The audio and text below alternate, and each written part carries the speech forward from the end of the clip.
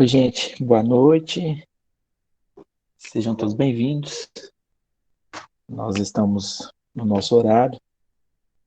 Vamos dar início à nossa reunião, mas antes, rogar a Jesus que possa nos fortalecer o nosso entendimento, elevar as nossas vibrações, para que possamos vibrar em amor, em especial em benefício dos nossos irmãos em sofrimento. Todas as vezes que nós iniciamos uma tarefa, isso deveria ser em todas as tarefas que a gente desempenha ao longo do dia, e levarmos o pensamento ao Mestre Jesus. E com isso, elevar o nosso padrão vibratório. Então, nós vamos fazer uma prece para darmos início aos estudos de hoje. Hoje nós vamos dar continuidade ao tema obsessão. Semana passada eu acabei não conseguindo finalizar, então eu vou pegar o restinho do tema e darei sequência à parte da noite de hoje. Mas antes, então, vamos nos concentrar, procurando esquecermos as nossas preocupações no dia a dia, as nossas atribulações, e nos vincularmos ao Mestre Jesus. Jesus, benfeitor e amigo. Novamente, aqui estamos reunidos, cada um no seu lar, mas todos vinculados ao mesmo propósito. Aprender um pouco mais das revelações que chegaram para todos nós por intermédio da espiritualidade maior, codificada por Kardec, a fim de que com este conhecimento possamos caminhar com mais segurança, com mais equilíbrio, com mais compreensão acerca da vida e das vossas leis, as leis de nosso Pai. Pedimos também, Jesus, que ao longo destes poucos minutos que permanecermos juntos, que possamos vibrar em amor, em alegria, em otimismo, beneficiando aqueles que estão sofrendo, beneficiando aqueles que ainda não se deixaram levar pelo vosso chamamento, que mesmo sabendo não possuírem mais o corpo de carne, se encontram refratários no plano espiritual, algumas vezes se organizando na tentativa de embaraçar a vossa tarefa e de conduzir-nos à perfeição. Permita, Jesus, que todos possam ser abençoados, acolhidos, assistidos cada vez mais. Pedimos também pelos irmãos que desencarnam, vítimas ou não da Covid, por aqueles que ficam, pelos familiares que muitas vezes ainda não compreendem os desígnios de nosso Pai, que possam todos ser acolhidos, que possam todos ser amparados, cada vez mais assistidos, porque sabemos que o são. Rogamos pelos companheiros que porventura não possam participar na noite de hoje, que recebam onde estiverem a vossa assistência, a vossa luz, e que esta luz e esta assistência sigam ao encontro de todos aqueles que estão sofrendo, aqueles que estão reclusos, nos hospitais, nos manicômios, nos leprosários,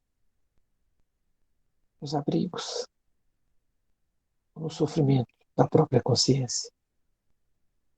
Dê a todos, Senhor, muita luz e muita paz.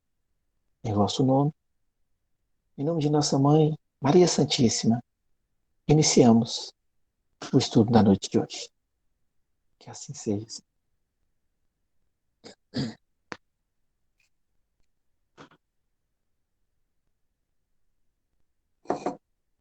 Bom, gente, eu vou colocar aqui a apresentação e dessa vez eu já consegui me programar aqui para não ter os mesmos atropelos da semana passada.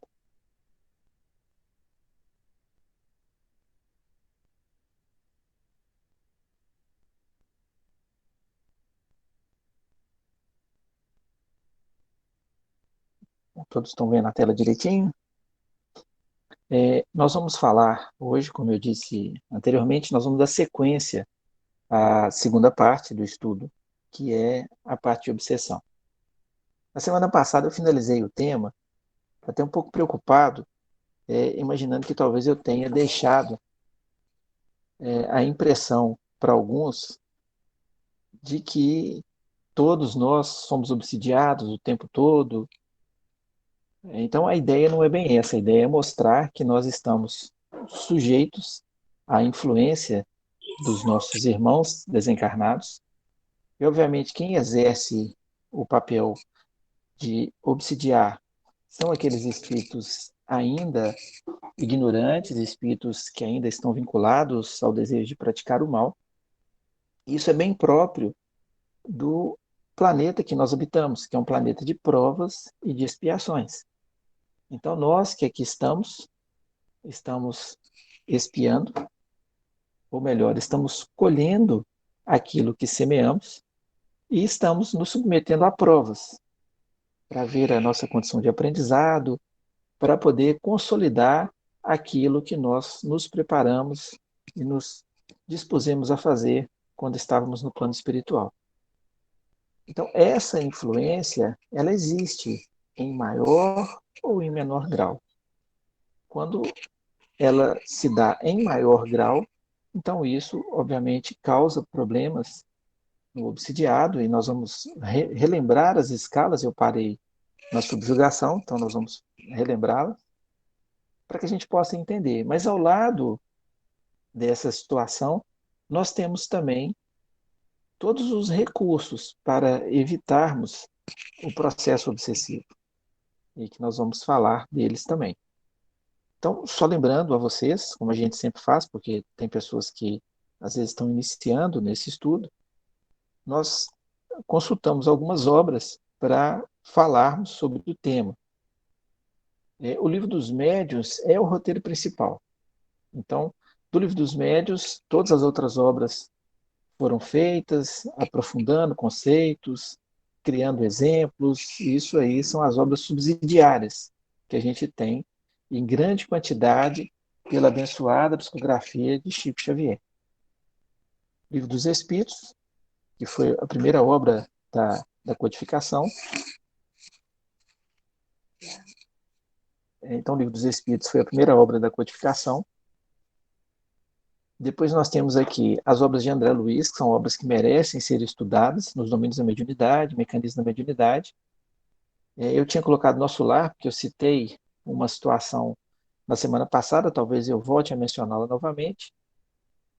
Lampadário Espírita, que é a psicografia do Divaldo, pelo Espírito Joana de Ângeles. O roteiro de estudos da FEB, que é a mediunidade aqui, programa 1.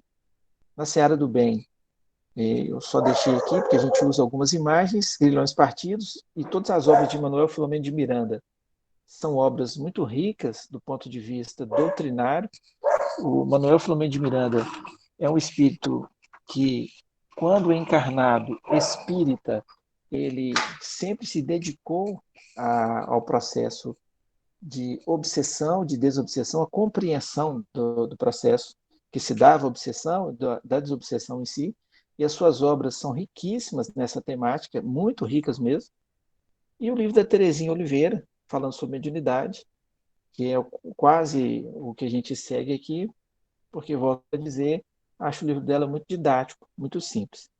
A nossa ideia aqui é fornecer um conhecimento amplo sobre a temática. A gente não tem a pretensão nenhuma de aprofundar, de entrar em questões de pormenores, até porque não temos condição de fazê-lo, né? Mas para que a gente tenha um pouco de conhecimento, já que essa programação de estudos é estudo da mediunidade. Então, fazendo uma recapitulação aqui,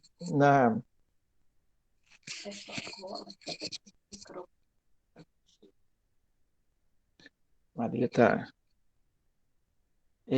No livro dos Médiuns, no capítulo 23, ele vai falar especificamente sobre a obsessão e vai fazer a distinção. Vai falar da obsessão simples, vai falar da fascinação e vai falar da subjugação, que foi o tema que eu parei. E depois vai falar da possessão. Aí, quando chegar em subjugação, eu vou explicar por que Kardec não utiliza o termo possessão. Mas só para a gente poder recapitular, essa influência que os espíritos acabam exercendo sobre cada um de nós, e volto a dizer, essa influência ela se dá por espíritos ignorantes, espíritos maus, e não os bons espíritos, eles não vão nos constranger, não vão nos direcionar, pelo contrário, eles respeitam o nosso livre-arbítrio, respeitam as nossas escolhas, acredito que às vezes até sofrem um pouco com as escolhas, porque sabem que o desfecho não será bom, mas na condição que esses espíritos mais avançados estão, eles entendem que o aprendizado muitas vezes vem em decorrência da escolha equivocada. Vamos experimentar a dor, a desilusão, as dificuldades, e aí então vamos consolidar o aprendizado. Mas aqueles que não perdoaram, aqueles que ainda trazem o desejo de se vingar, o desejo de causar embaraços, às vezes por diversão, eles vão tentar atuar sobre todos nós. E aonde que vai se dar essa atuação? Diante da nossa permissão. Então, diante do nosso padrão vibratório, diante da forma como a gente se porta no dia a dia. E é interessante que muitas vezes os processos de desarranjo psicológico, mental que temos não são provenientes de um processo obsessivo. Algumas vezes são situações da nossa estrutura espiritual, quer dizer, por sermos espíritos milenares, já com muitas experiências, nós trazemos arraigados em nós algumas matrizes de equívocos, de erros, de fixações, que às vezes aparecem na nossa conduta. Outras vezes nós trazemos, aí eu vou utilizar uma linguagem da psicologia analítica, nós trazemos alguns complexos que a origem pode ser do passado, de outras existências ou da presente existência, que às vezes vão se manifestar sem que a gente compreenda em agressividade, em complexo de superioridade, inferioridade e até com alterações de comportamento, e outras vezes pode ser o processo obsessivo, que sempre se instala quando nós abrimos essa brecha, estabelecemos a sintonia. Vou dar um exemplo para vocês. Estão todos concentrados aqui, prestando atenção no estudo. Mas se de repente nós lembrássemos de uma pessoa que nos disse palavras injustas, que aquela pessoa ela era muito próxima, mas ela não foi correta com o que fez. Se a gente fizer uma simulação assim, rapidamente a gente entra numa faixa de insatisfação. Algumas vezes, dependendo da lembrança, o coração dispara por uma descarga de adrenalina. Então, nós entramos numa faixa vibracional que não é boa. Nosso padrão cai. E, às vezes, irmãos que estão ao nosso redor, na expectativa de estabelecer essa sintonia, utilizam desses recursos. Às vezes vem na nossa mente, nossa, mas fulano não podia ter falado aquilo. Mas fulano podia ter feito aquilo com você, mas não tem condição um negócio desse. E aí nós vamos alimentando aquelas ideias. Ou às vezes acontece uma outra situação. Não, mas fulano foi ingrato comigo, eu ajudei ele, e não é possível nem agradecer. Então, são pequenas situações que às vezes nós vamos facilitando esse tipo de sintonia. É onde o convite que é feito o tempo todo para nós elevarmos nosso padrão vibratório. A mesma coisa acontece quando nós estamos numa situação chateados e tal, e às vezes nos recordamos de coisas boas, nos recordamos de momentos agradáveis, de pessoas queridas, nós saímos daquela faixa. E aí, quando a gente assusta, a gente não está nem lembrando mais daquela situação triste que tentava ali, como se fosse uma teia de aranha, um visgo, tentava ali nos envolver. Esse não é um processo obsessivo, isso mostrando a elevação vibracional, o que nos proporciona, então, sair dessa condição de influência. Bom, só para a gente poder avançar aqui, de acordo com o grau de constrangimento que o processo obsessivo ocasione ao obsidiado, Kardec o divide em três categorias: a chamada obsessão simples. Vocês estão me ouvindo bem? Cíntia colocou, estou sem áudio. Estão me ouvindo? Não. Então, beleza. Então, Kardec colocou aqui, ó, a obsessão simples, a fascinação e a chamada subjugação. Então, nós vamos ver agora, rapidamente, a diferença delas. Eu já tinha falado um pouquinho da obsessão simples, fascinação, vou chegar na subjugação. Aqui, de uma forma ampla, eu já tinha até mostrado isso para vocês, podemos entender que a obsessão simples é a ação quase permanente de um espírito estranho, que faz com que a vítima seja induzida por uma necessidade incessante a agir nesse ou naquele sentido, a fazer tal ou qual coisa. Então, é aquela situação do pensamento vir na cabeça, de um pensamento persistente, na tentativa de muitas vezes te tirar do foco. Então, você está fazendo uma coisa e vem um pensamento que te preocupa, um pensamento que te causa um certo mal-estar, um pensamento de ciúmes, de desconfiança, de temor. E aí você está assim, meu Deus do céu, como é que vai ser nessa situação de pandemia? E se eu for contaminado? E aí como é que vai ser? Como é que vão ficar os meus filhos? Então, sem perceber, a gente vai entrando nessa faixa de pensamento, e à medida que isso vai sendo facilitado, o espírito que está tentando estabelecer a sintonia, ele vai encontrando mais força, porque percebe que nós não estamos oferecendo resistência. A nossa mente está aberta a isso tudo. Então, esse é um processo de obsessão simples, que à medida que o processo avança, aquilo então vai tomando proporções mais severas.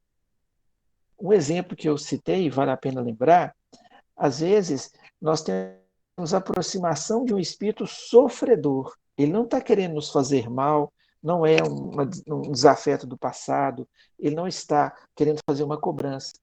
Às vezes são espíritos que nem sabem que desencarnaram, mas por estarem num estado vibracional bem complicado, ao aproximar de nós, principalmente aqueles que têm a mediunidade mais ostensiva, nós vamos sentindo esses efeitos, que muitas vezes nos dará a sensação de dores no corpo, de irritabilidade, dor na cabeça, às vezes nós vamos ter alteração de humor, dificuldade para dormir. Então, quando se tem essa percepção, você estava bem, você estava normal. De repente, você começou a ter algumas coisas. Descartou a hipótese de ser algo orgânico, então recorremos à prece, elevando o nosso padrão vibratório e pedindo ao nosso amigo espiritual, nosso anjo guardião, ou os companheiros que nos auxiliam, que possam direcionar esse irmão para o devido tratamento, para o devido acolhimento. Então, a nossa parte, ela vem da prece. Nós vamos fornecer vibração, vamos fornecer o ectoplasma, que é essa energia animalizada que nós temos por estarmos no corpo de carne, em benefício deste companheiro. Então, não chega a ser uma obsessão, é um processo de aproximação. Como eu brinquei, é o chamado encosto, que aí rapidamente vai ser auxiliado. Algumas pessoas que têm uma certa mediunidade de evidência, às vezes acordam no meio da noite e vê o espírito no quarto. E aquilo ali, às vezes ela reza, pelo amor de Deus, tira esse espírito daqui, etc. Não é esse o processo. Às vezes o espírito está ali, ela está vendo, tem um motivo, é para poder auxiliar.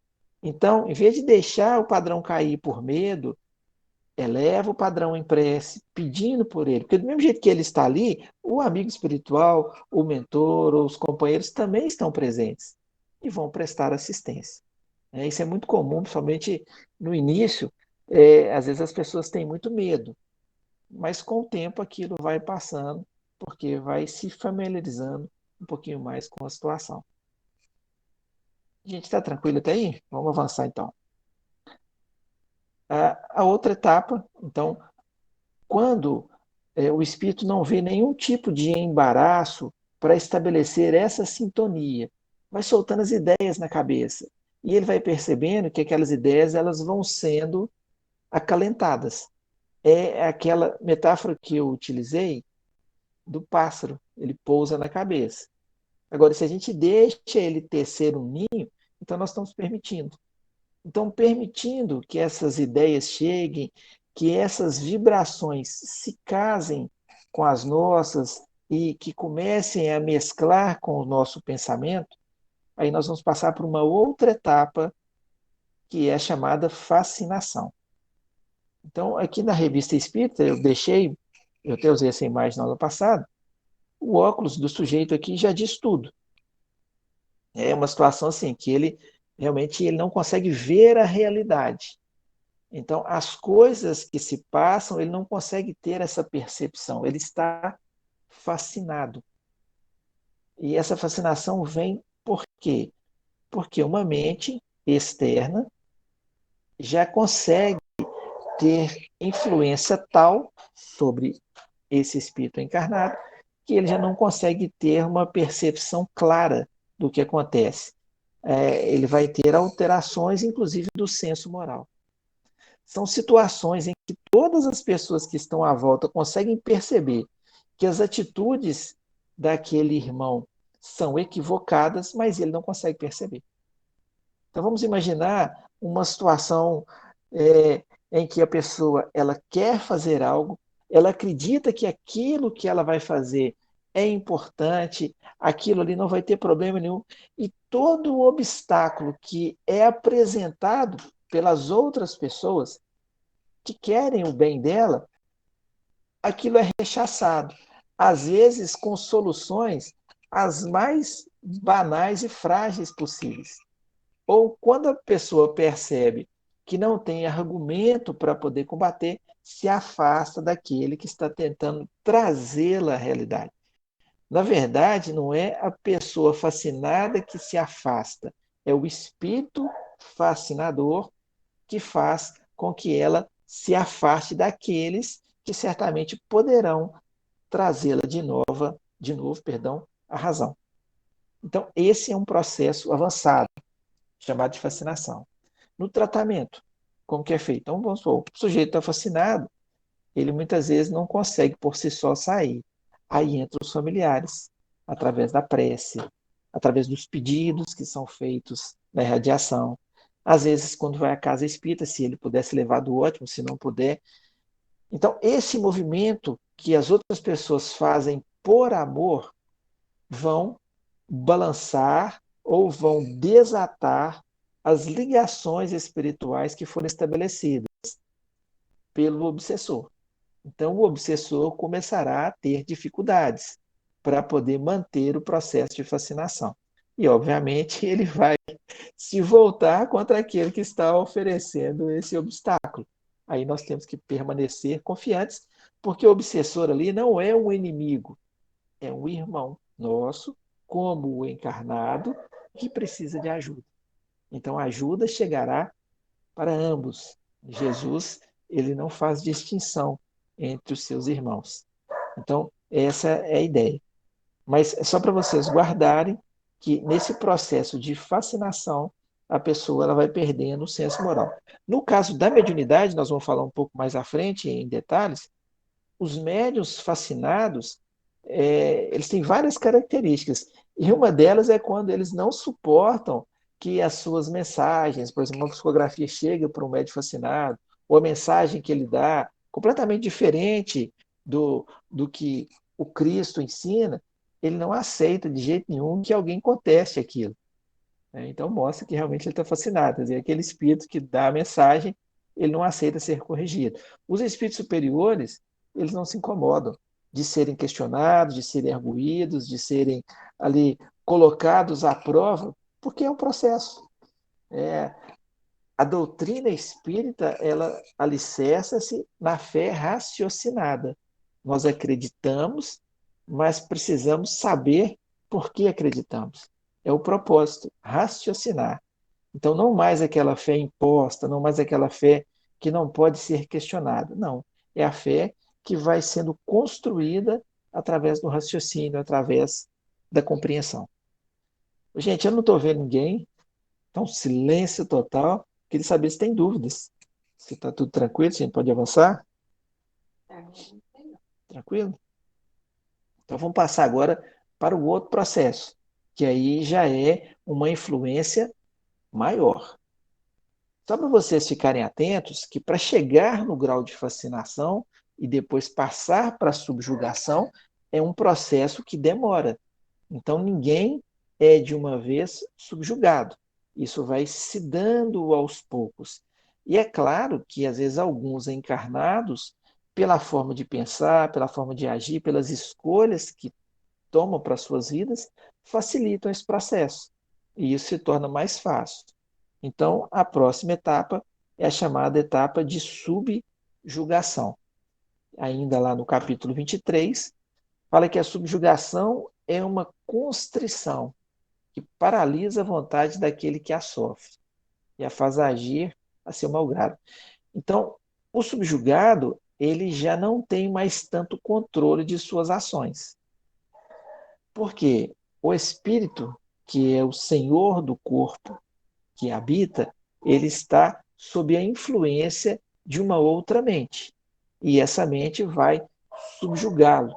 Né? É como se colocasse ali uma canga nele, uma canga ou aquela peça de madeira que coloca na junta de boi, que aí você não consegue sair do comando. Você se mantém naquele comando. E o comando, nessa situação da subjugação, é um comando que visa prejudicar aquele sujeito. Quase sempre, para não dizer sempre, é um processo de vingança. É um processo ali que, de fato, busca levar aquele encarnado à situação mais complicada possível. E nós, que acompanhamos, sendo familiares ou não, trabalhadores ou não, inclusive, muitos desses casos de subjugação vão parar nas clínicas psiquiátricas, alguns permanecem internados porque realmente já afeta a sua estrutura orgânica e ali vão passar por tratamentos que são importantíssimos. Então, muitas vezes, a utilização da medicação, ela acaba afrouxando essas ligações entre o desencarnado e o encarnado, o que dá ao encarnado ali um pouco de alívio, mas depois aquilo volta de novo. Então, esses tratamentos vão sendo conjugados com a terapêutica do Evangelho, para que haja a libertação daquele oprimido e o esclarecimento do opressor. No caso da subjugação, ainda utilizando de forma didática, ela pode se dar de forma moral ou de forma corporal. De forma moral, o sujeito ele é impelido a fazer coisas que ele não faria. E a corporal, ele passa a não ter mais controle do seu corpo. Então, só para a gente poder ilustrar aqui, então tem as definições, ainda está no capítulo 23, né? A subjugação moral e a corporal. Aí nós vamos compreender por que, que Allan Kardec ele não utiliza o termo possessão, que seria essa subjugação corporal. Quer dizer, o sujeito já não tem mais controle ali do seu corpo. Então, a gente vê os relatos de Jesus, daquele lunático, que ora cai no fogo, ora cai na água, aquele que morava no cemitério e chega lá sinalizando que é legião. Então, quer dizer, vários espíritos o obsidiavam e falavam por ele. Situações de subjugação mesmo. Então, a ideia de possessão nos dá mais ou menos aquele pensamento de que um espírito entra no corpo e ali toma conta daquele corpo. Então, de posse, isso não acontece. O espírito não entra no corpo do outro. Então, o encarnado, quem habita aquele corpo é o espírito destinado para ele.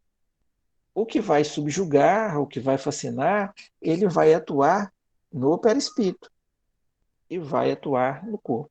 Então, daí a não utilização dessa ideia. A gente vê filmes que aí acaba passando um pouco assim da possibilidade da realidade, então que entra no corpo, essa parte não acontece. Mas essa subjugação já é um processo bem mais avançado.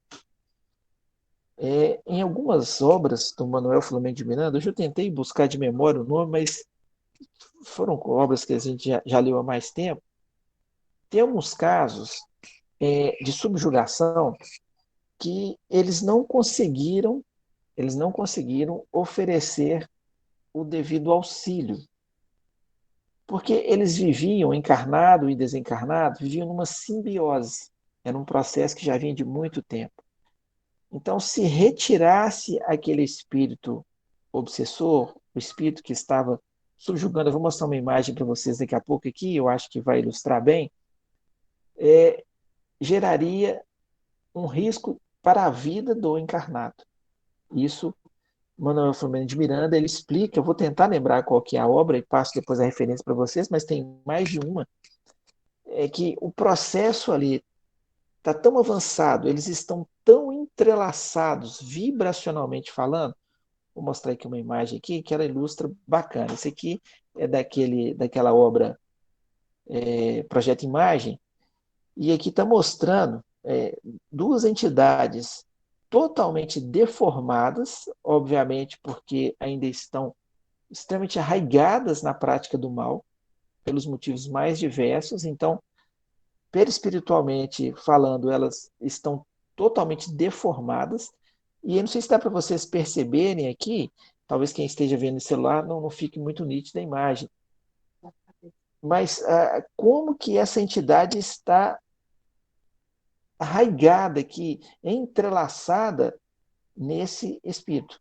Aqui é um encarnado, né? A imagem não dá para mostrar direito a atuação no perispírito dele, mas nestes casos, quando isso é muito acirrada, essas ligações, fica difícil fazer a separação. Então, eles acabam convivendo e depois, no desencarne, aquilo ali vai se dando o processo de separação. Mas, obviamente, já é malefício para ambos. É um processo ali de simbiose que não tem jeito mais naquela existência. E aí, quando tem a subjugação moral, como eu disse para vocês, acho que tem pergunta aí. Como eu disse para vocês, são situações em que, às vezes, o sujeito ele é obrigado a fazer algo que no estado normal ele não faria, mas também já não tem mais muita noção do que está se fazendo. E volto a dizer, nos sanatórios a gente vê vários irmãos nessa condição, de irmãos subjugados, e que muitas vezes a terapêutica espírita daria um resultado fantástico. É o que faz o Hospital André Luiz. Perguntas? Deixa eu só mostrar essa outra imagem aqui. Essa é uma imagem que eu uso em vários estudos, então tem gente aí que deve estar até rindo já. Também é do projeto Imagem, mas eu acho muito interessante, porque aqui é uma forma que a gente dá para ver assim, a dificuldade que esse encarnado aqui tem para poder abandonar o vício da bebida. Quer dizer, o olhar dele está um olhar fixo, é como se ele não tivesse mais controle das suas ações, controle do seu corpo. E o espírito que está aqui ao lado está completamente entranhado nele. Então podemos entender que é um processo de subjugação que o leva ao vício. E às vezes irmãos como este aqui estão aí pela rua, às vezes distante da família, às vezes sem trabalho. E não é porque às vezes alguns falam, não, é um vagabundo, nada disso. São nossos irmãos que às vezes estão passando por um processo obsessivo terrível e não conseguem sair sozinhos e acabam entrando também num processo ali de expiação. Então, as nossas orações, o nosso desejo de ajudar, isso vai auxiliar a ambos, porque Deus não nos criou para ficarmos na condição aqui de desencarnado, semeando o mal, prejudicando as outras pessoas, ainda que talvez tivéssemos como desculpa o fato de que fomos prejudicados. Mas no instante que nós escolhemos praticar a desforra, nós não nos diferenciamos daquele, a não ser dizendo que ele prejudicou primeiro. Então, o nosso propósito é evoluir, o nosso propósito é crescer. Então, Deus não nos criou nessa condição, na condição aqui de quem vai permanecer o tempo todo praticando mal. Pode ir para as perguntas, por favor. Uma pergunta. É possível um espírito subjugar corporalmente o encarnado de forma integral, como se vivesse no lugar do encarnado? Volto a dizer, assim, a subjugação já é um controle que se exerce sobre o encarnado, mas não vai viver dentro do corpo do encarnado, não. Às vezes ele o controla de tal forma, Essa argola que está batendo no seu fone. às vezes ele o controla de tal forma que às vezes o encarnado fica sem comando do corpo. Tem até algumas situações de condomínio espiritual. Hermínio Miranda tem uma obra que fala sobre isso. Mais de um espírito subjuga aquele corpo. E quando ele se manifesta, é aquele caso que eu disse do Legião. Então, quando se manifesta na psicofonia, então um fala, depois o outro fala. Então, aquele espírito está à mercê, ele não tem mais controle do corpo. Até o momento que Jesus decidir que não, agora chega, vamos mudar a situação.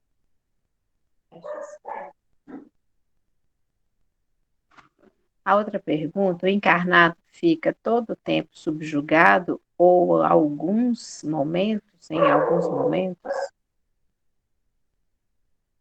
Existem alguns momentos, isso vai depender do grau de subjugação. Né? Então, como eu disse, aqueles que estão no processo muito severo, que ali já tem um comprometimento mesmo, já entra num grau de loucura, uma esquizofrenia, aí eles acabam, muitas vezes, nem conseguindo ter mais a visão da realidade. Outros não, outros, passado a crise, eles recobram ali a consciência, têm uma percepção normal. Um exemplo disso eu citei na semana passada, no livro O Drama da Bretanha, que se passou com Ivone do Amaral Pereira, numa encarnação passada. Aquele que havia sido o seu sogro 100 anos atrás, revoltado porque o seu filho morreu em decorrência da traição que ela cometeu e de todo o desrespeito que ela cometeu para com ele, para com a sua família, ele desencarna com o propósito de se vingar. E como ela já trazia na sua matriz esse débito associado à conduta ainda de baixa moral que ela manteve na existência seguinte, isso facilitou a atuação daquele espírito, que a levava a crises severas. Ela se debatia, ela tentava agredir as pessoas, ela falava palavrões, etc. Então, ela estava ali sob o comando dele. Quando, na presença do irmão mais velho, que já era um espírito mais evoluído, e que fazia recurso da oração, aquele obsessor se afastava. Ela voltava, ela recobrava a lembrança, e depois, em momentos, como eu disse no início, que ela facilitava a sintonia, por rancor, por incompreensão, por revolta, aí era feita de novo a ligação. E essa ligação chegou ao ponto deste espírito levá-la ao suicídio, fez com que ela se precipitasse de um despenhadeiro, para que ela tivesse morte semelhante ao que o filho dele, há 100 anos atrás, havia recebido. É claro que isso não é a lei de Italião, olho por olho, dente por dente. Ela teve várias situações para amenizar esse processo, inclusive a ajuda direta do irmão. Mas, infelizmente, na condição que ela estava naquela existência, ela fez escolhas equivocadas. E cada escolha equivocada que ela fazia, ela estabelecia mais sintonia com aquele obsessor, que chegou no ponto de controlá-la ao ponto dela suicidar. E aí, nesse processo, entra o que a gente já disse aqui uma vez: os agravantes e os atenuantes. A responsabilidade dela perante o ato do suicídio não é tão grande quanto aquele que faz, muitas vezes, sem ter essa influência, como foi no caso dela. Então, existem momentos que volta à realidade, momentos de tranquilidade. Eu estou me recordando aqui de uma situação, não posso falar que é subjugação, mas de um jovem senhor que há muitos anos atrás estava sendo assistido na casa espírita que nós trabalhávamos. E é uma pessoa muito simples, e ele tinha crises, convulsões muito frequentes. E aí, no tratamento, o mentor da casa disse que isso se dava quando o obsessor aproximava dele. Então, quando o obsessor aproximava, ele tinha crise convulsiva, como se estivesse tendo um ataque epiléptico ali. Mas era o obsessor que aproximava e desorganizava a sua estrutura neuronal de tal forma que ele tinha crises epilépticas. Ele acabou desencarnando desencarnou novo em decorrência desse processo. Então eram crises severas mesmo, às vezes tinha várias durante o dia, várias crises, parava, então no tratamento afastava, depois ele sumia do centro também, e depois acontecia de novo. Então são processos bem diversos. Falei muito, espero ter conseguido responder. Tem mais uma pergunta? A outra pergunta aqui é se todos esses processos começam com uma autoobsessão. Não, esses processos começam na obsessão simples. Né? A autoobsessão é aquela obsessão que a pessoa pratica consigo mesma. As ideias fixas, as cobranças, exageros, muitas vezes isso vem de ordem estrutura psicológica. Às vezes situações que não foram bem resolvidas, existências passadas, existência presente. Então, às vezes são condutas que a gente tem que acaba servindo como um processo obsessivo. Mas no caso da fascinação, da subjugação, que é uma mente externa que atua, ela se dá por intermédio da influência que inicia na obsessão simples. Talvez a autoobsessão abra a porta para estabelecer a sintonia de um processo obsessivo que vai caminhar até chegar num processo de subjugação. Tem As Vidas de Chico Xavier, e tem no filme também, de irmãs que vieram de Três Marias para serem assistidas lá em Pedro Leopoldo. A casa estava cheia, todo mundo frequentava, queria ver as fotografias, e quando chegaram três irmãs acorrentadas, porque elas estavam num nível de subjugação que ali elas já faziam as coisas todas, elas agrediam, e aquilo foi um processo demorado até que elas obtivessem a cura. Quer dizer, elas foram curadas porque aqueles espíritos que estavam obsidiando também foram assistidos.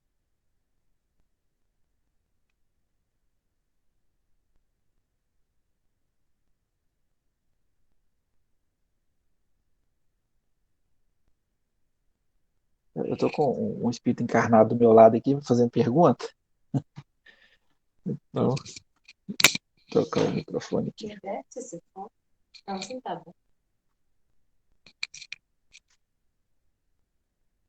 Melhorou? Melhor? Bom, então vamos avançar aqui.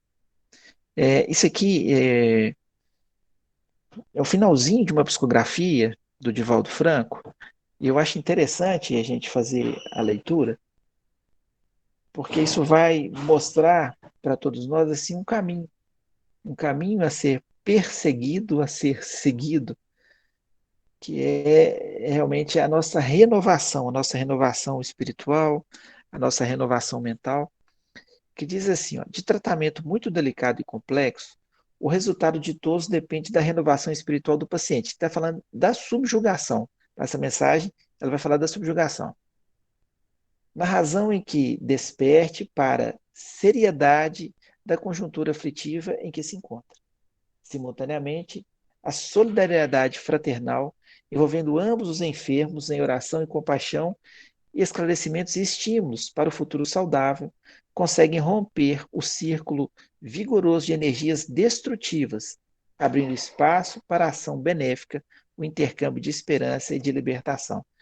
Só chamar atenção para esse ponto que é o que eu queria dizer. Orações e compaixão, esclarecimento e estímulos para o futuro saudável. Mas isso tem que ser para ambos os enfermos. Então nós temos sempre que pensar no encarnado e no desencarnado. É muito comum, a gente faz isso mesmo e é muito natural, a gente sente uma compaixão pelo encarnado, aquele com o qual nós convivemos, aquele que nós conhecemos, que às vezes a gente conhece a história, uma história de vida difícil, uma história de luta, de perseverança para o trabalho, para a renovação, mas a gente só está conhecendo aquela faceta da história, a gente não conhece o para trás. E às vezes aquele que está ali num processo de vingança, o que não é correto, às vezes ele é alvo da nossa repulsa, porque é alguém que prejudica um ser que nós amamos. E aí nós temos que evoluir ao ponto de ver ambos com o mesmo carinho. Porque à medida que o desencarnado sente que as nossas vibrações também são de amor, também são de acolhimento, nós não estamos ali para poder julgar, nós estamos ali para poder ajudar. Ele muda vibracionalmente. E ele então se permite receber a ajuda dos benfeitores que estão ao seu redor. E o encarnado, por sua vez, também será ajudado e vai continuar a sua caminhada. Então, esse é o pensamento. E aqui a Joana de Ângeles arremata dizendo: a subjugação desaparecerá da Terra quando o verdadeiro sentimento da palavra amor for vivido e espraiado em todas as direções, conforme Jesus apresentou e vivenciou até o momento da morte, e prosseguindo desde a ressurreição gloriosa até os nossos dias.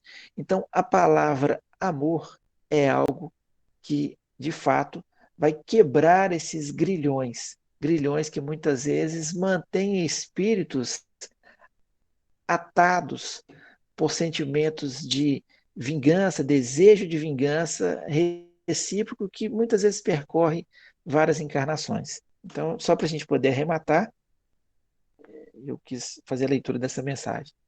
Ficou dúvidas?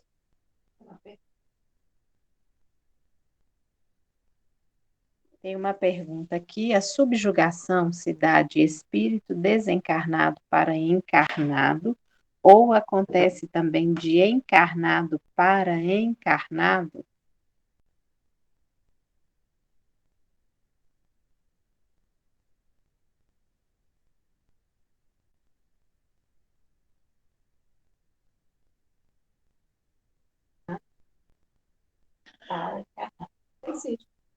Você fez uma pergunta boa e eu nunca tinha pensado nessa perspectiva, de um encarnado subjugar o outro encarnado. Nós vamos ter isso. Vamos ter, porque tem pessoas, por exemplo, que vivem sob o jugo de outra pessoa e a gente, infelizmente, vê isso. Então, são pessoas que sofrem muito. Às vezes, você tem num lar aquela pessoa que, para a sociedade, uma pessoa isenta de qualquer situação que desabonasse sua conduta, a pessoa educada, refinada, mas em casa é um verdadeiro tirano, em situações mais difíceis, às vezes comete abusos, violências, tortura psicológica. Então, existe isso, mas obviamente não vai se dar nessa condição que a gente está relatando do desencarnado, de tirar consciência, levar de levar a pessoa a situações de fazer coisas que ela não deseja fazer, mas ela não tem controle. Então, Kardec mesmo, ele frisa isso, né, numa situação lá que ele relata de um jovem senhor que, subjugado, ele era constrangido a, muitas vezes, se declinar quando chegava uma moça e, às vezes, falar coisas que ele, no estado normal, não faria. Agora, esse processo de subjugação de encarnado para encarnado, obviamente, ele se dá nessa ordem de controle e domínio psicológico. Né? Mas foi muito interessante a sua pergunta, eu nunca tinha me debruçado é, nessa situação especificamente.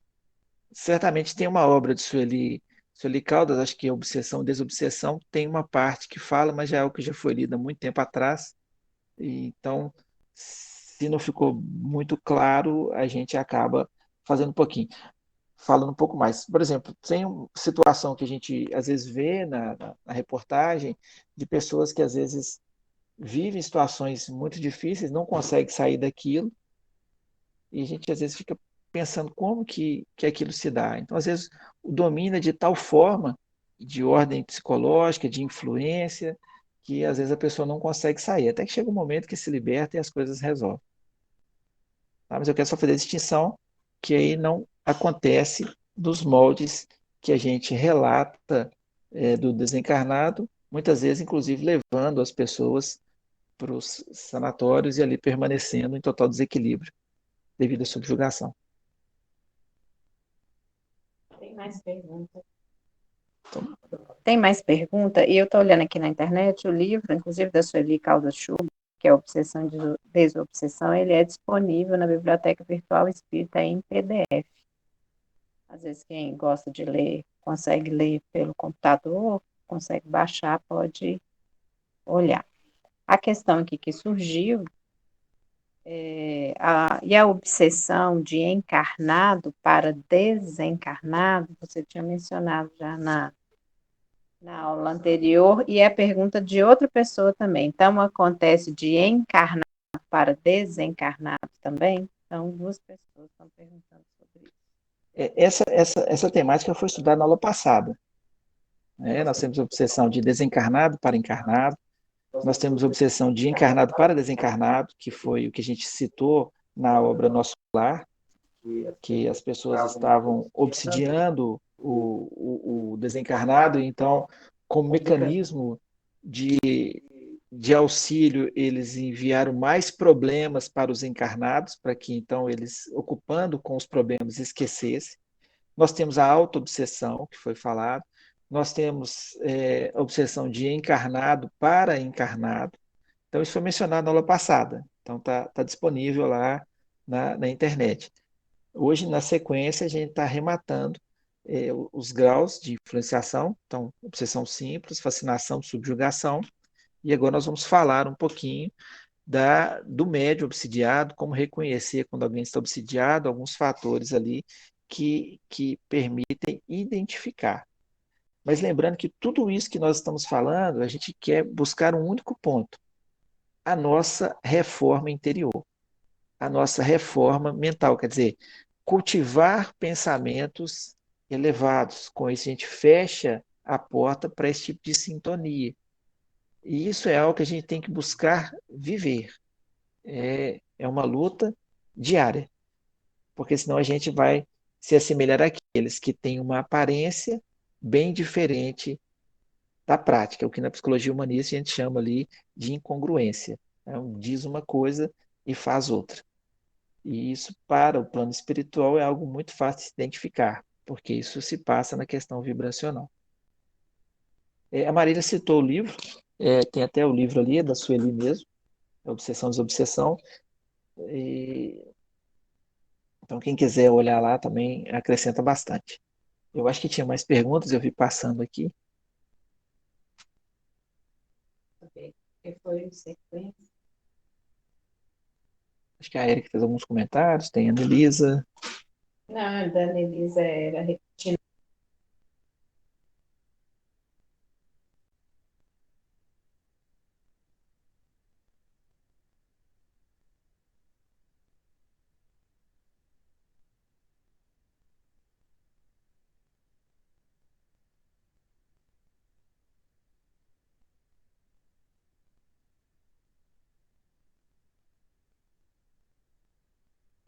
Gente, eu confesso que eu não sabia que ia render tanto essa parte, não.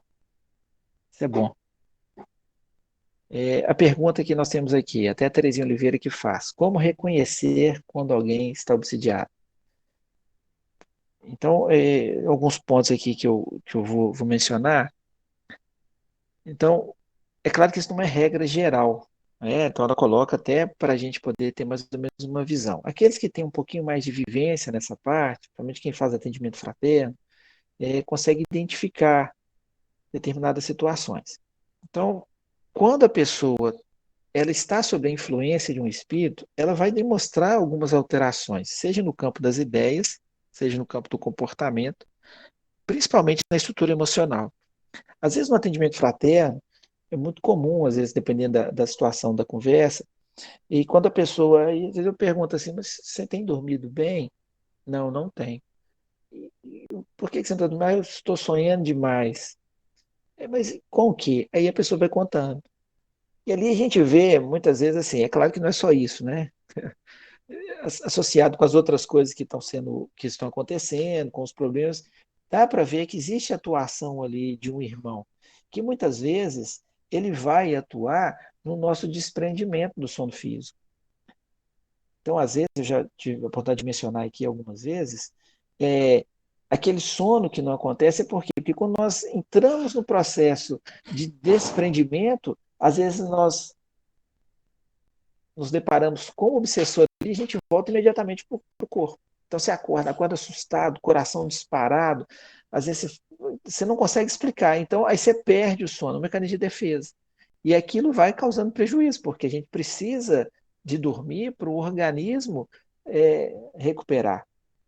Então são situações. Aí aquilo vai ser direcionado de qual maneira? Por exemplo, para o tratamento com passe. Não é um passe especial. Às vezes a gente até fala isso, o passe especial não é um passe especial. Ali você tem um passe individual e você tem um passe coletivo. Então, naquele momento ali, as pessoas estão precisando do tratamento, vão tomar um passe ali, são mais passistas, ministrando a tentativa de afrouxar esses laços, de auxiliar o irmão. E aí entra para a terapêutica do evangelho, que é importante, porque a reforma interior não adianta, como Jesus disse, você tirar aqueles espíritos e a casa ficar livre, porque outros vão entrar, e talvez em maior número, e fazer um estrago maior. Então é importante a reforma interior por intermédio do evangelho e a prática da caridade. Então, o processo de tratamento, às vezes, é um processo demorado, porque ele se dá diante da nossa modificação íntima. Então, eu fico irritado porque o meu vizinho acorda de manhã cedo e começa a ligar a furadeira. É mentira que não acontece nada, eu moro numa chácara, mas eu fico irritado com isso. Esse é o ponto. Quer dizer, eu me irrito com isso. Agora, tem duas situações. Ou ele não faz mais, mas eu não vou me modificar. Eu ainda vou ter essa matriz de irritabilidade, porque se outro fizer, eu vou me irritar. A minha modificação íntima é não me irritar mais com aquilo, é dar um outro significado àquilo. O exemplo que eu tive foi esse agora, mas só para vocês entenderem que às vezes o evangelho nos convida a isso, a nossa mudança interior. E às vezes nós não queremos mudar, nós queremos que o mundo mude, que o mundo se adapte. Foi isso que muitos de nós, durante muito tempo, fez em relação ao Evangelho de Jesus. Nós tentamos adaptar o Evangelho de Jesus às nossas necessidades. Aí entrou o poder, aí entrou as guerras, entrou as perseguições. Nós matávamos em nome de Jesus, aquele que ensinou a oferecer outra face, porque nós queríamos adaptar o Evangelho às nossas necessidades. E não podemos mais fazer isso. Eu nem sei se tinha pergunta, eu me perdi aqui agora. Então tá, então aqui vai falando assim, na obsessão simples, os sinais revelados são muito tênues, às vezes não dá nem para poder perceber. E às vezes, como eu disse, não chega a ser um processo obsessivo, é um espírito que está ali próximo, nos ocasionando um certo mal-estar, mas que aquilo vai ser resolvido. Aquilo vai ser resolvido.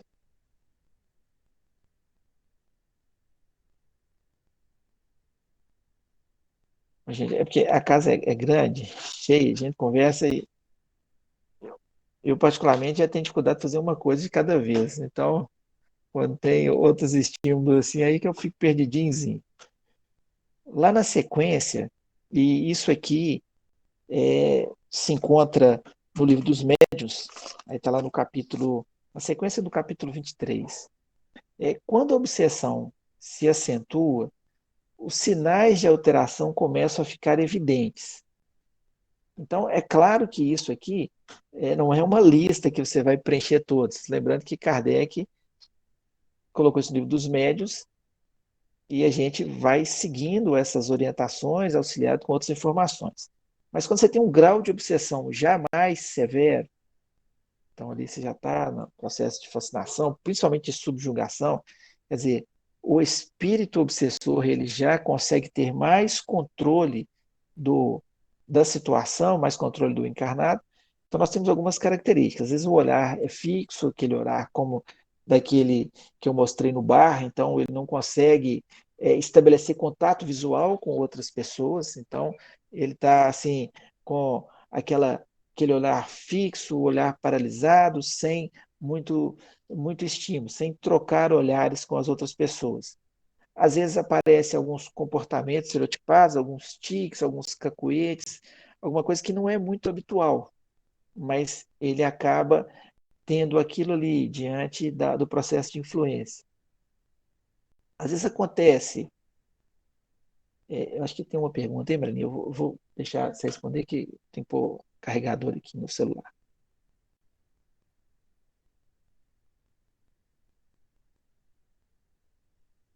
A pergunta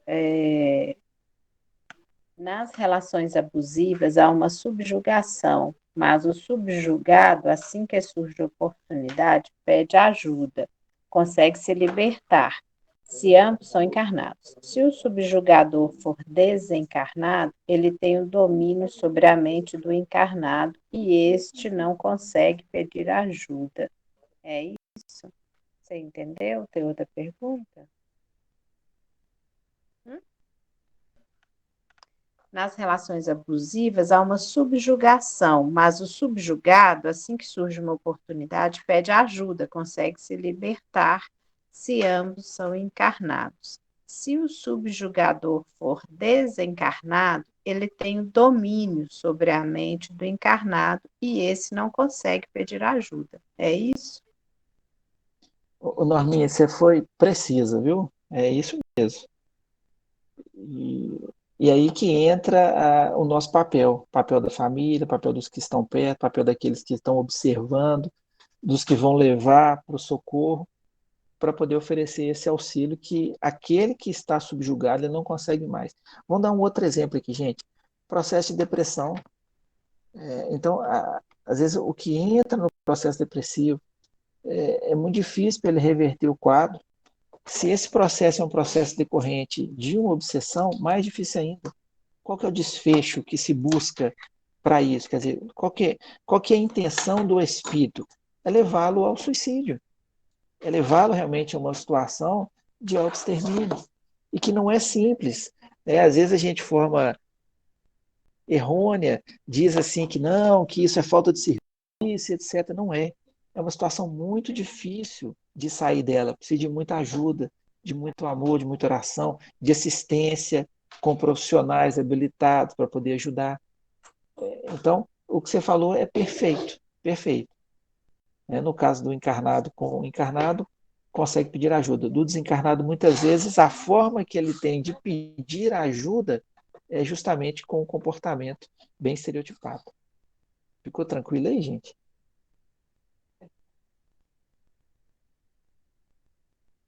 Nós estamos com um probleminha técnico aqui, tecnológico, mas isso é facilmente superado aqui.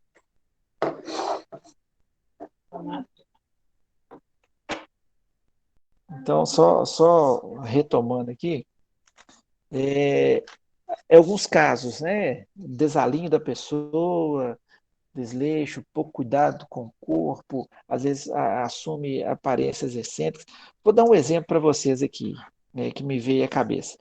É, certa feita eu ocupava um cargo, um cargo de gestor e um determinado funcionário, era gestor público, então tinham várias escolas, e um determinado funcionário de uma escola teve lá conversando comigo, dizendo que ele tinha uma missão especial. E aí eu perguntei qual era a missão, me chamou muita atenção, ele estava com cortes no braço, estava em completo desalinho, então a roupa, o cabelo, os olhos assim mais fixados, e ele falou que ele tinha uma missão dada a ele por Nossa Senhora Aparecida, que ele precisava modificar algumas coisas. Então o discurso dele já não era um discurso coerente.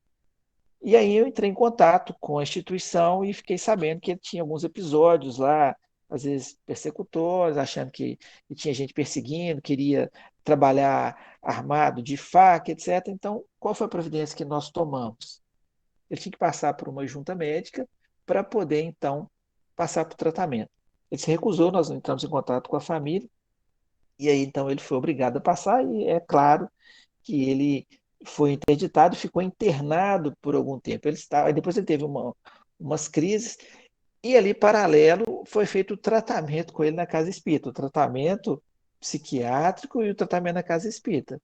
Ele estava sob um processo já de subjugação. Então me veio essa lembrança agora aqui, quando falei aqui de desalinho e desleixo, e que se tivesse lá poderia ter consequências maiores, porque inclusive disseram que ele levava uma faca, ele era rondante, levava uma faca lá durante o dia e às vezes ameaçava as pessoas. Então são situações assim que às vezes a família não percebe que tem atitudes, mas está sob a influência. Agitação, inquietude, intranquilidade. E isso é muito interessante, às vezes, nesses dias que nós vivemos, né, a situação da inquietude, da intranquilidade. Às vezes você olha para a pessoa, ela está com a feição ali tranquila, mas a mente dela está um turbilhão, mil preocupações, mil compromissos, e aquilo ali é uma das portas de entrada ali para atuações. Às vezes acontece apatia, muita sonolência, então eu já citei isso aqui uma vez, você dorme, dorme, dorme, dorme, e acorda e está cansado. É bem típico de um processo ali depressivo. A mente tá dispersa.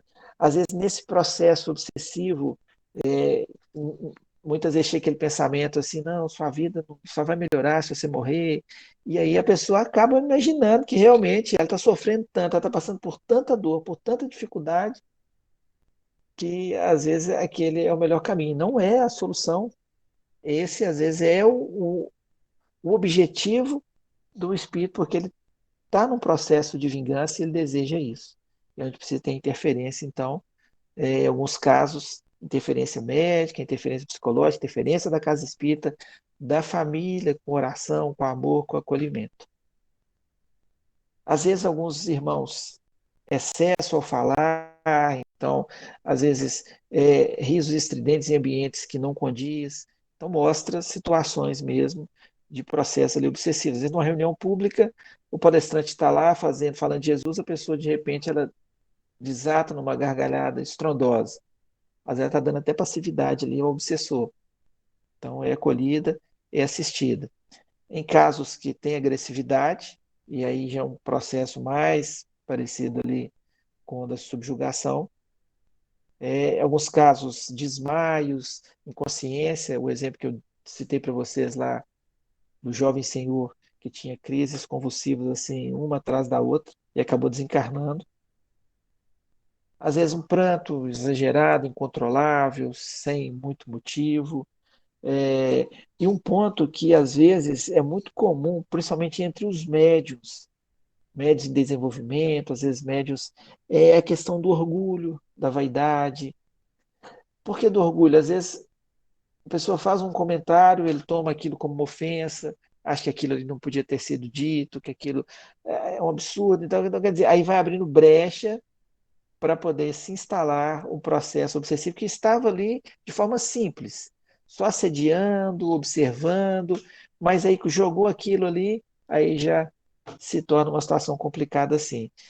Tem a questão da sexualidade exacerbada, é outro ponto de indício de um processo obsessivo, então, às vezes, fixação com, com ideias que não são normais, às vezes tentando fazer coisas que numa forma normal não faria, imaginando que aquilo ali é importante porque vai gerar felicidade, etc. Às vezes tem família, tem compromissos assumidos de forma afetiva com o marido, com a esposa. Então, são situações que realmente dão um indício desse processo obsessivo, mas que não quer dizer muitas vezes que a culpa é só do obsessor, porque muitas vezes nós facilitamos, como eu disse, pela nossa estrutura espiritual, para que nós trazemos. Vocês vão me desculpar, acho que eu estou falando muito, e às vezes fica ruim só eu falando. Se vocês quiserem perguntar, acho que tem perguntas aqui, Marília. Tem uma pergunta da Maria. Os casos de problemas de saúde mental e emocional são, em sua maioria, causados por influência de espíritos ou obsessão? Eu vou até falar um pouquinho. Tem uma obra que fala do pessoal da Associação Médica Espírita, que é uma análise de vários casos de Manuel Flamengo de Miranda, com participação de médicos e com a opinião também do Divaldo, que tem exatamente esse título, que é Doenças ou Transtornos Espirituais. Mas, como você disse, em sua maioria, tem casos que são realmente por lesão estrutural, por algum problema já de nascimento, que vão desencadear em algum processo. Mas quando a gente passa a entender que No fundo, até essa origem de uma lesão em perispírito, que vai trazer uma doença atual, ela é reflexo aí das nossas vivências, não deixa de ser também, hoje, uma doença física ou orgânica, real no cérebro, mas com uma origem espiritual aí, vindo de outros compromissos passados. Você quer comentar alguma coisa sobre isso? Depois tem mais uma pergunta.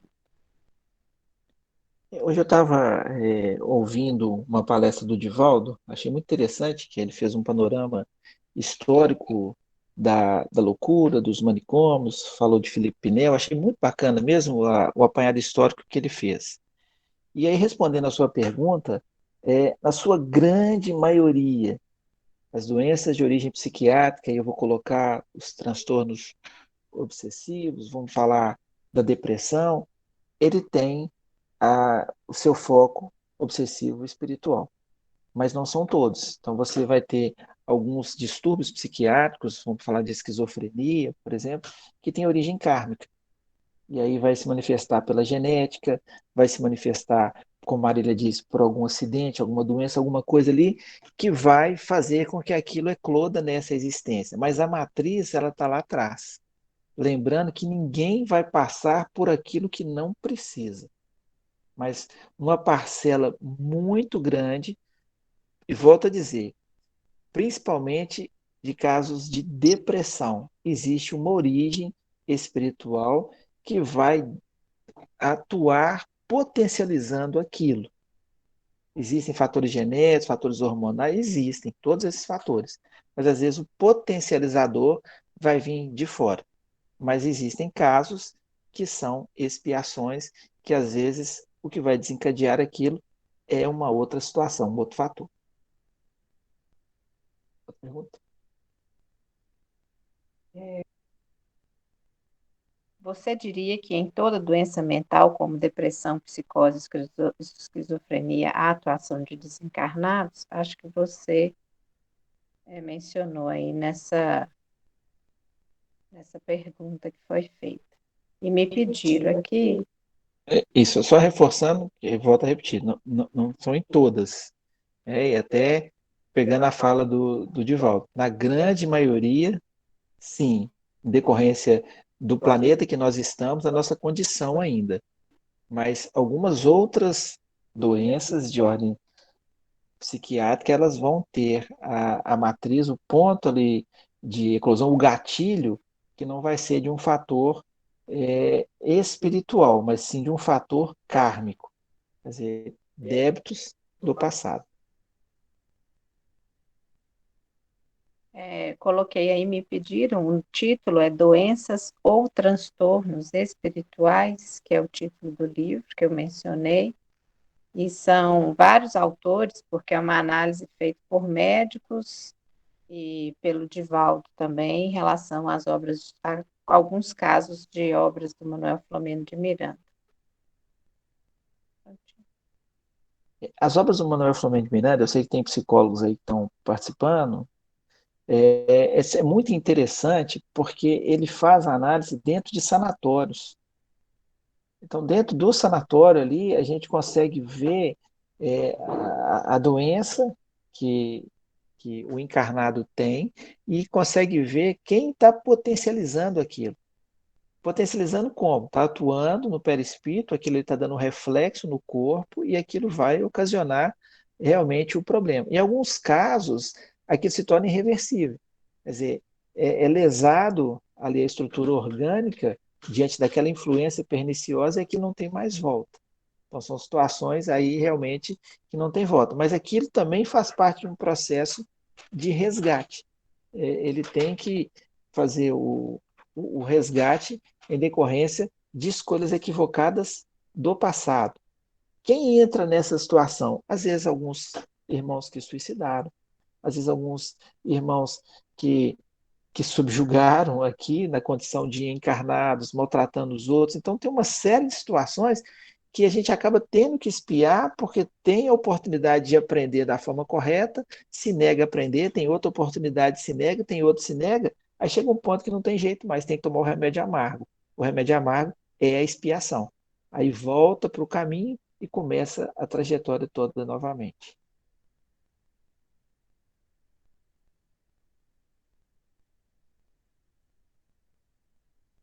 A última obra do Manuel Filomeno de Miranda, No Rumo do Mundo de Regeneração, que trata da pandemia, tem me chamado a atenção pela quantidade de espíritos influenciando, perseguindo encarnados. É isso mesmo. Assim, é porque nós estamos no desfecho, né? Nós estamos passando para o mundo de transição, mundo de regeneração, perdão. Nós estamos na transição, passando para o mundo de regeneração. E uma quantidade assustadora de espíritos estão encarnando como a última oportunidade, porque se não esboçarem nada assim de melhora, eles vão ter que começar a trajetória em outros orbes, porque isso está atrapalhando a trajetória daqueles que já estão evoluindo aqui. E o número daqueles que estão tentando influenciar, daqueles que estão organizados na tentativa de barrar o trabalho do Cristo é assustador. Por isso que eu tenho pedido em todas as preces, vocês notarem, sempre tenho falado sobre isso nas orações, pedindo por estes irmãos que estão tentando barrar o progresso. É impossível, é como se você estivesse na praia tentando barrar uma onda. Você não consegue. Mas muitos acreditam que vão conseguir. E com isso tem perdido muito tempo.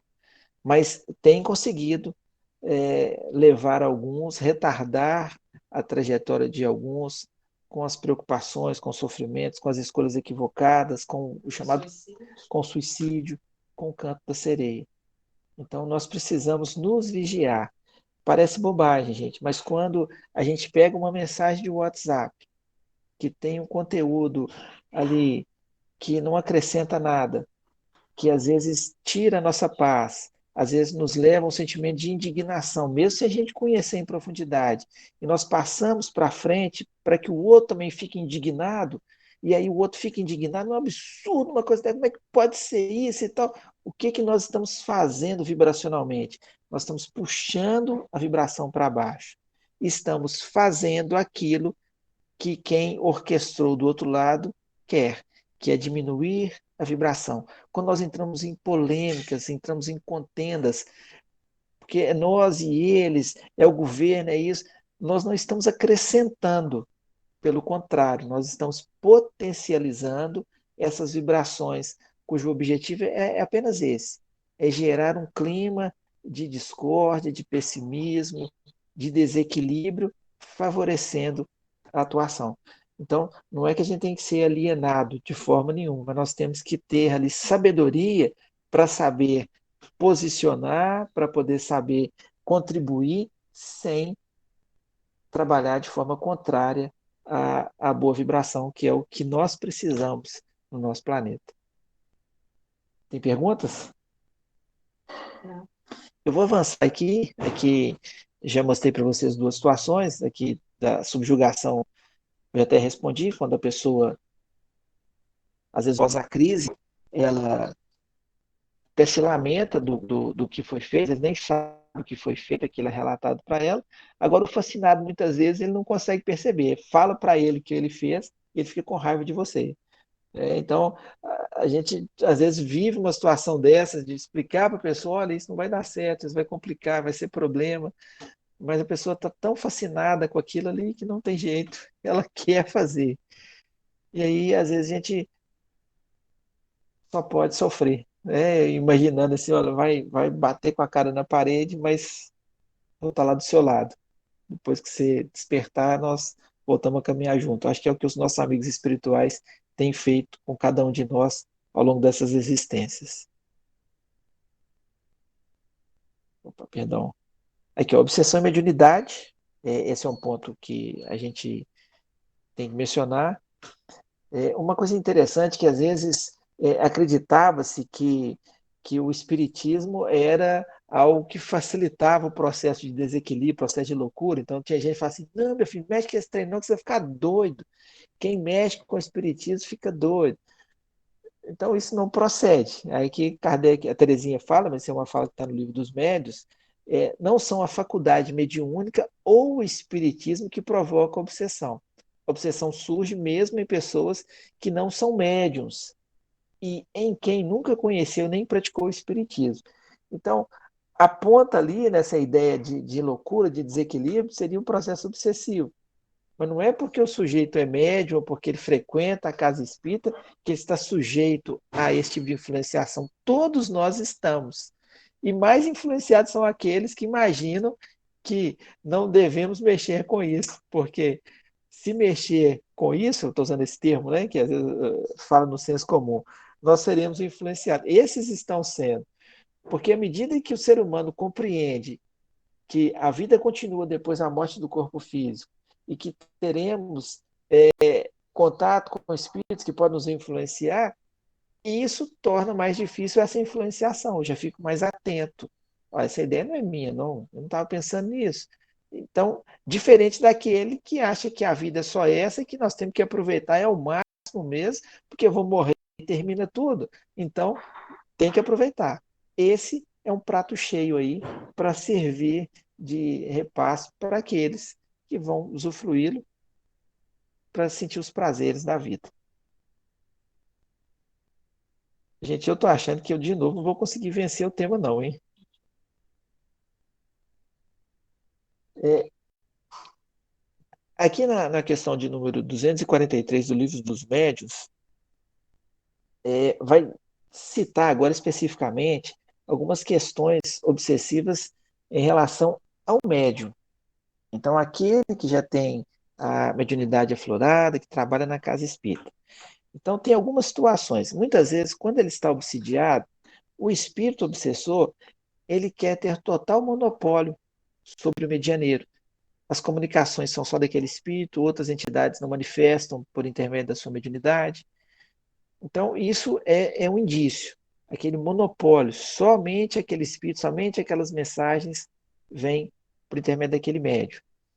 E às vezes são mensagens de teor duvidoso, são mensagens que são truncadas do ponto de vista doutrinário, evangélico. Então, isso é um dos indícios. Outro ponto, às vezes aquele médium, ilusão que, não obstante a inteligência do médium, o impede de reconhecer a falsidade ou o ridículo das comunicações que recebe. Então, às vezes, aquele médium entra num processo de fascinação ali, ele não consegue ter discernimento para analisar a mensagem e para ver que aquela mensagem ela não provém de um espírito esclarecido, porque tem várias coisas ali que não condiz com a atitude de um espírito mais esclarecido. E um problema que acontece é que, às vezes, esse médium, por estar envolvido de tal forma, ele também não aceita que as outras pessoas teçam críticas à mensagem. Se alguém tecer alguma crítica, se alguém fizer algum tipo de comentário, aquilo causa melindre e ele fica extremamente incomodado. Mas não é o médium que fica incomodado, é o espírito que vai ficar, que vai perder o seu controle e ele, então, por ter esse domínio em cima do médium, ele acaba então fazendo com que haja esse tipo de situação. Então as mensagens elas precisam ser analisadas, elas precisam passar pelo crivo de outras pessoas. O grupo mediúnico ele precisa de ter muitas vezes um momento de conversa, de avaliação, para poder entender algumas coisas e auxiliar uns aos outros, porque todos nós somos passíveis de passar por situações como essa. Agora, é de passar, aquilo vai ser um aprendizado. Muitas vezes, alguns se deixam levar por aquilo, aí o orgulho aflora, e aí tem desavença, e sai da casa, e assim por diante. Então, é o que a gente tem que tomar cuidado. Outro ponto interessante aqui é quando a questão dos elogios. Então, quando os espíritos começam a bajular muito o médium, começam a fazer muitas coisas, pode saber que é um processo ali complicado. Outro dia eles perguntaram para Divaldo Franco acerca da situação do nosso irmão lá de Abadiânia, que apareceu no noticiário e tudo mais. O Divaldo, com muita propriedade, eu tendo manter a mesma propriedade dele, entrou em polêmica. Ele disse o seguinte: olha, ele é um médium que, num determinado momento, ele estava em sintonia com irmãos elevados, ele promoveu muito auxílio, muita cura, muita ajuda, mas talvez num outro momento, por descuido, ele estabeleceu sintonia com outras mentes. E aí deu no que deu. Então, é só para lembrar algo dos nossos estudos para trás. A mediunidade, ela é para qualquer um, porque é algo inerente ao corpo humano. Agora, o que vai definir a nossa sintonia é realmente o nosso nível de melhoria moral, de busca do evangelho. E aí, então, nós vamos estabelecer as sintonias com os espíritos mais elevados ou os espíritos em condição mais complicada. Gente, esses pontos aqui eu vou passar, porque eu acho que eu já mencionei todos, a aula vai ficar à disposição, né? Então, que são algumas situações patentes ali que mostra da situação do médico que ele está no processo obsessivo.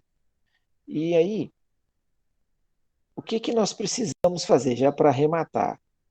Atitude do médium anti-obsessão. Primeiro, vigiar seu pensamento, sentimento e ação, para prevenir quanto à influência dos espíritos maus. Isso é importante, vigiar o pensamento, cultivar sentimentos elevados e ações também elevadas, a prática da caridade. Submeter as manifestações que recebe à análise de pessoas capacitadas para examinar, aceitando críticas e sugestões. Nós somos apenas carteiros.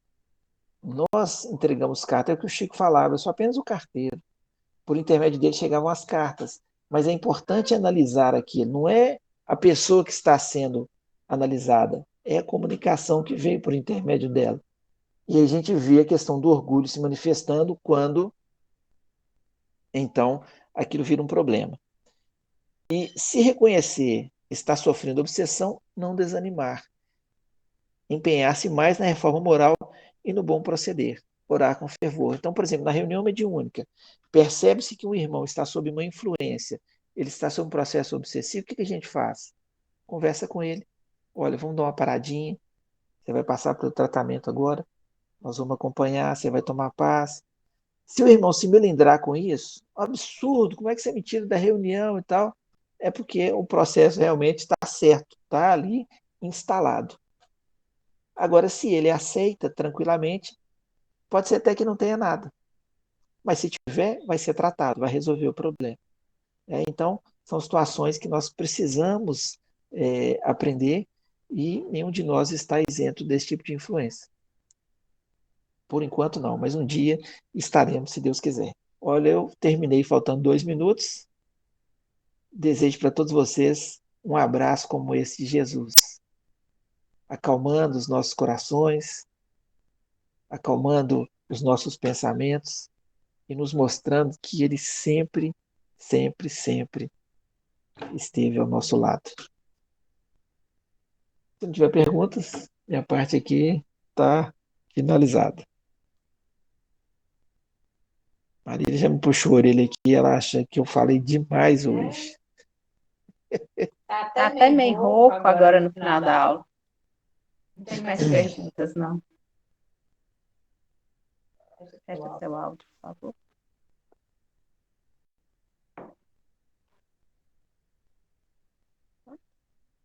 Eu gostaria, então, de agradecer mais uma vez a participação e a presença de todos.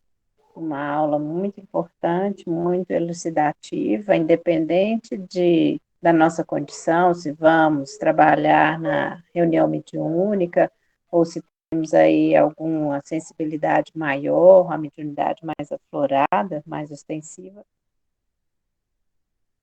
Isso vale para a gente para o dia a dia, porque como todos nós estamos aí cercados por espíritos, qualquer um de nós, em qualquer momento, é passível de sofrer algum tipo de influência, como Kardec disse.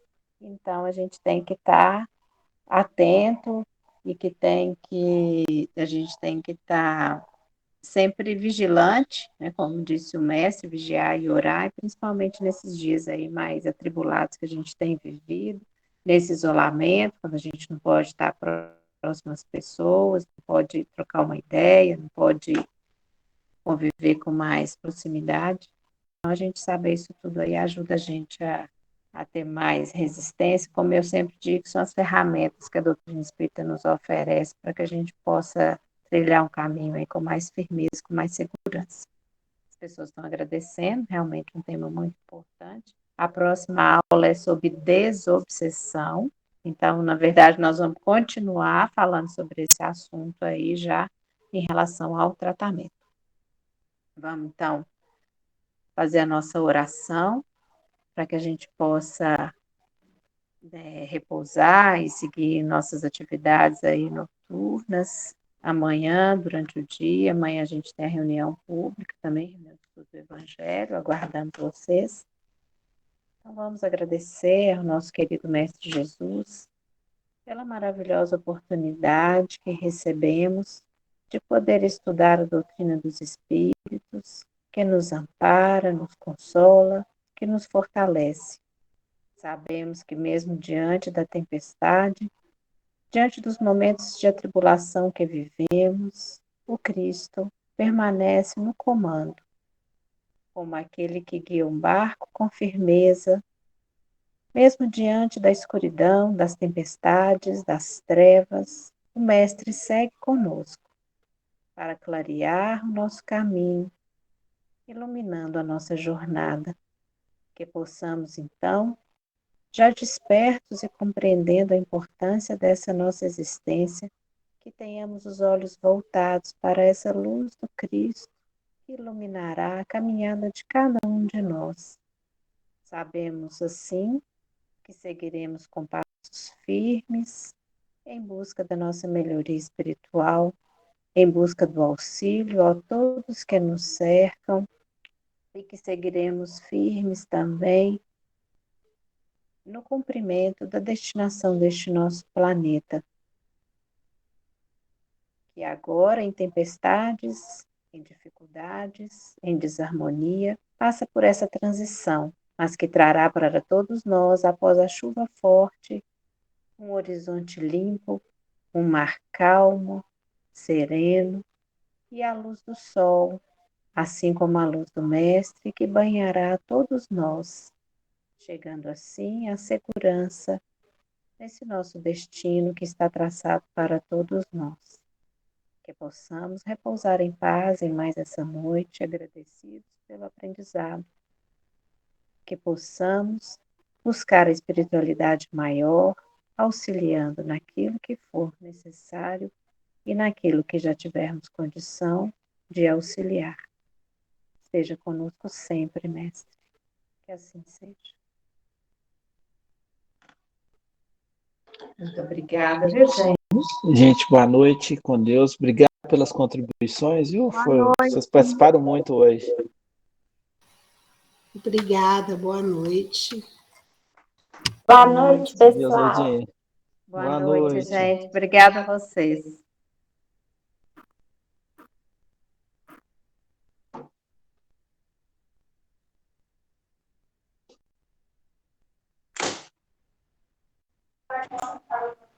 Boa noite. Tchau, gente. Tchau, boa noite. Boa noite, obrigada. Boa noite, Deus abençoe todos.